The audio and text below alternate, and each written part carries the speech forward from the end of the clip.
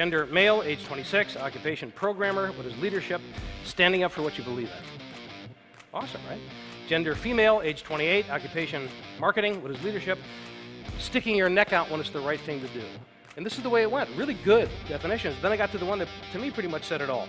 Gender, male, age 23, occupation, unemployed. What is leadership? If I knew I'd have a job. Thanks, folks.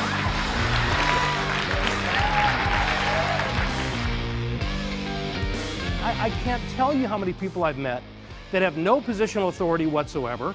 They're right there on the front line. They're doing the work. It doesn't say leader on their business card, and nobody reports to them, but yet they're great leaders.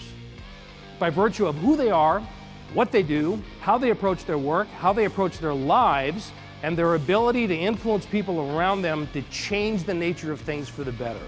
This is the kind of person that I've come to call the extreme leader. And extreme leadership, it's not an assignment, it's not a position, it's not a title, it's a choice that we make, and it's a choice that I would argue is open to every one of us. This is the framework for extreme leadership, the manifesto, the operating system, whatever you want to call it, and it stands for love, energy, audacity, and proof. There's something that you've been wanting to do. Maybe it's a move in your business, or taking on a new business, or having a conversation with somebody, or running a seminar, or whatever it is, something that you've really been wanting to do.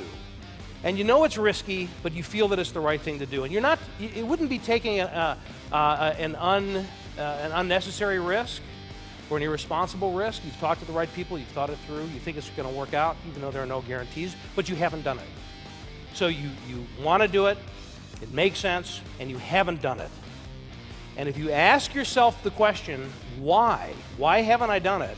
And the answer that you get back from yourself to yourself, the honest answer is because I'm scared to, then that's the reason to do it. So push it to the point where it scares you a little bit. Now you know you're in the game.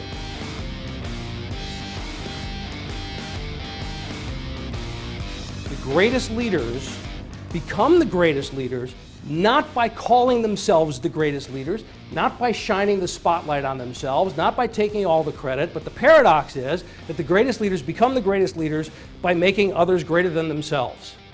So he went back to that senior vice president that had demoted him, and he sat down with him and he said, please help me understand what happened. Tell me what I did wrong. And he said originally he went into this guy's office he thought it was going to be a quick 10-minute conversation. It ended up being a couple of hours. And what he learned about himself was this. Yes, he had built this incredible team. Yes, they had this amazing dynamic of love and teamwork, and yes, they were producing. But outside of the confines of his team, Ken was seen throughout the rest of the company as being essentially a belligerent bulldog. So what I'm going to ask you to do is probably not going to seem natural, but I'm going to ask you to put yourself aside for a bit. Put your own despair aside for a moment and focus your attention on somebody else. Can you find somebody that you work with that you can invest yourself in?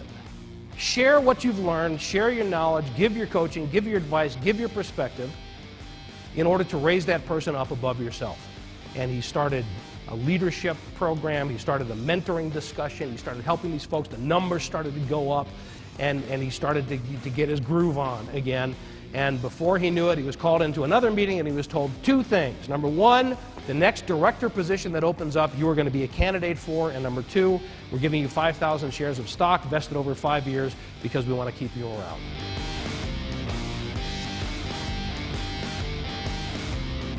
Why culture is so important and why that interconnectivity is so important is the intelligence that exists in a collection of people is phenomenal. And when you increase the level of interaction, it releases the social capital in the organization. If you want to change a culture, where do you have to start? At the top. This is what we've been told, it's what we understand, and to a certain degree it's true. But this is not a full representation of what culture really is. This is not the way the system really works when you start to look at other measures. So, back to that question, how do you change a culture? Do you start at the top? Maybe not. The opportunity that this creates is for us to begin to look at ourselves in the context of our own network. And are there any people in your network They're connected to you, but they're unconnected to each other, that if you were to connect, if you were to close that gap, create that tie between those people, what it could release in terms of capacity and ideas and spirit in your organization that doesn't exist right now. The experience of working is important. It's not just about hiring people to get a job done and cracking the whip until they do that job. It's about creating an environment where people want to do extraordinary things, where people want to make a difference in the world around them.